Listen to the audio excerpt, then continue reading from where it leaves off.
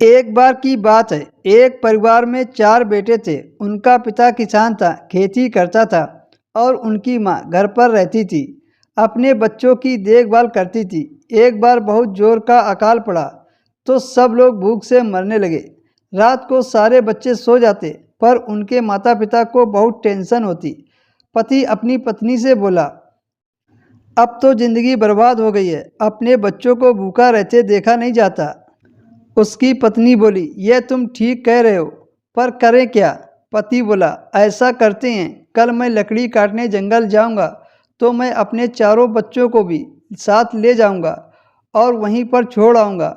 उनको तड़प तड़प के मरता देखा नहीं जाता, कम से कम एक साथ सारे खो जाएंगे, तो हमें इतनी कष्ट नहीं होगी।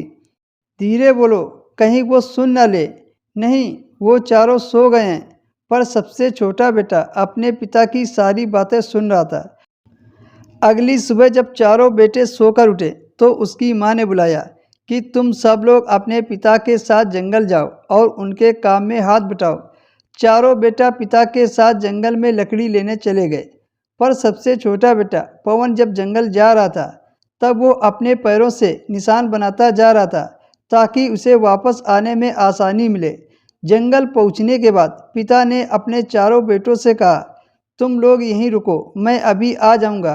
पिता के जाने के बाद चारों बेटे वहीं पर बने रहे, पर उसका पिता नहीं आया। रात हो गई तो वो रोने लगे। तभी उसका सबसे छोटा भाई बोला, चिंता मत करो, रो मत, मैं तुम लोगों को घर ले चलूँगा। अब पवन ने जो निशान बनाए थे, वही निशान देखते देखते वो घर पर पहुंच गए। घर पर उन सबको देखकर पिता बोला, बेटा तुम लोग वापस कैसे आए? तभी पवन ने अपनी होशियारी बता दी। अगले दिन पिता फिर चारों को जंगल छोड़ने के लिए ले गए। इस बार पवन जाते समय पेड़ों से पत्ते तोड़कर डाल रहा था कि वापस आने में आसानी होगी। पिता ने उन चारों को जंगल में छोड़ दिया और वापस आ गए। जब शाम हुई तो चारों रोने लगे। तभी पवन ने फिर से कहा, घर वापस जाने के लिए पेड़ से तोड़े बड़े पत्तों को देखा, पर उसको पत्ते नहीं दिखाई दिए। शायद कोई जानवर खा गया होगा। अब जब रात हो गई तो सारे बच्चों को डर लगने लगा। तभी पवन एक पेड़ पर चढ़कर देखा कि दूर से एक रोशनी दिखाई दे रही थी। उसने अपने भाइयों से कहा कि तुम सब रो मत, वहाँ शायद एक घर है।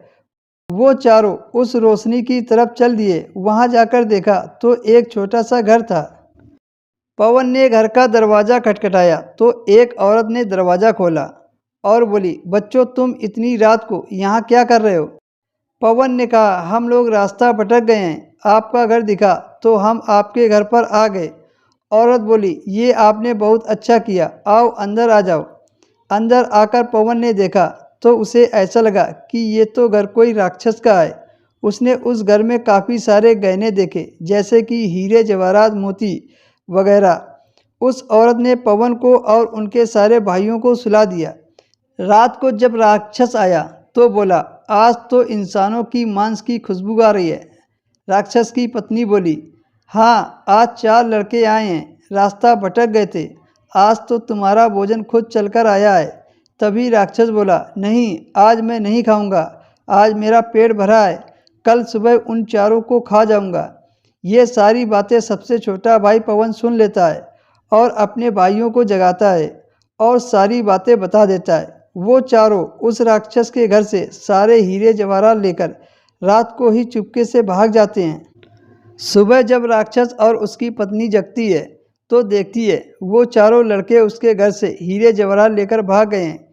अब राक्षस पूरा लूट गया था, उसके घर में कुछ नहीं बचा था और इधर वो चारों लड़के किसी तरह से अपने पिता के घर पहुंच जाते हैं और अपने पिता को इतना सारा धन दिखाते हैं, तो उनके पिता खुश हो जाते हैं।